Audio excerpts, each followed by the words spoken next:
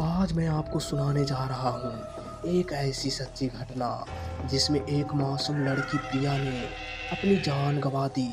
वो सिर्फ खेलना चाहती थी, लेकिन उसे क्या पता था कि बाढ़ के पानी में सिर्फ पानी नहीं बल्कि मौत उसका इंतजार कर रही थी। दोस्तों, अगर हिम्मत है तो इस वीडियो को अंत तक ज़रूर सुनिएगा, क्योंकि ये कहानी सिर्फ प्रिया की नहीं है, ये उस श्रापित बाढ़ की है जो हर साल एक नई बलि देती है। दोस्तों, अगर आपको भी ऐसी हॉरर स्टोरी सुनने में मज़ा आता है तो चैनल को अभी के अभी सब्सक्राइब कर लीजिए, ताकि आगे आने वाली वीडियो आप तक सबसे पहले पहुंचे और एक भी कहानी मिस ना हो। पतसिया गांव हर साल बाढ़ की मार झेलता था।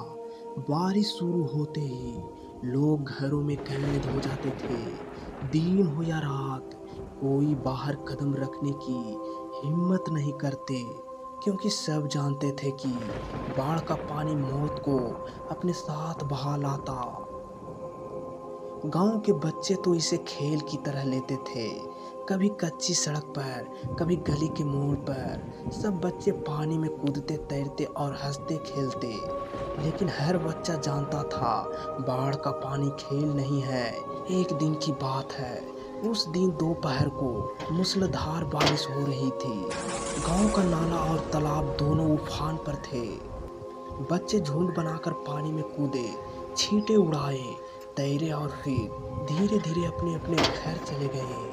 लेकिन वही गांव की एक लड़की प्रिया खड़ी होकर सब देख रही थी। वो बहुत भोली और मासूम थी। उसे तैरना नहीं आता था, लेकिन उसके मन में ख्याल आया, जब सब बच्चे खेल रहे हैं तो मैं क्यों नहीं।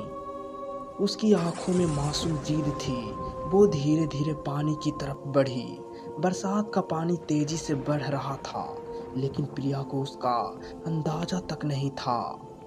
गांव के किनारे पर जहां बुलडोजर से सड़क खोदी गई थी, वहां बड़ा सा गड्ढा बना था।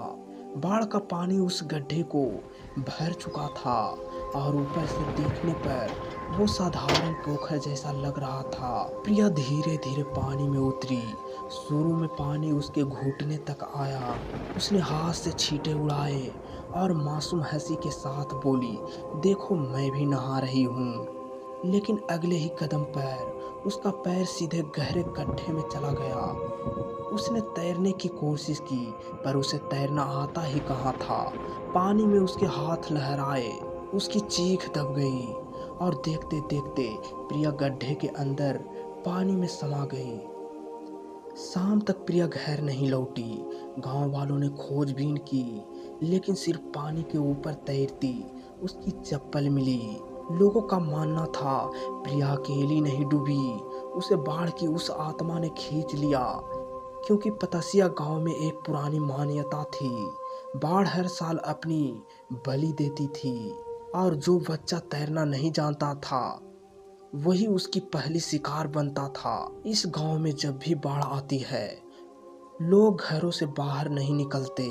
रात में अगर कोई गलती से पानी में चला जाए तो वो कभी वापस नहीं लौटता।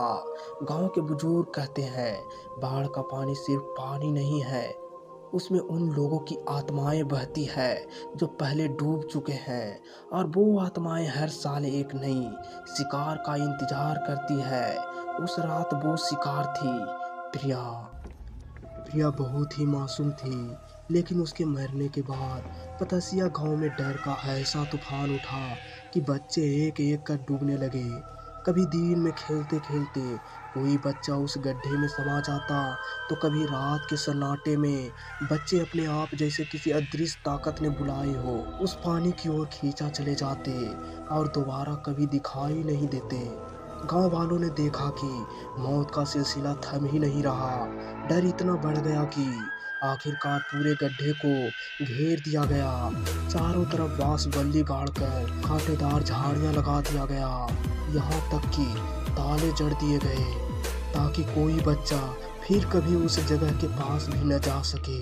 लेकिन सवाल अभी बाकी है, क्या सचमुच वो गड्ढा शापित था, या प्रिया की आत्मा हर बच्चे को अपने साथ खींच रही थी।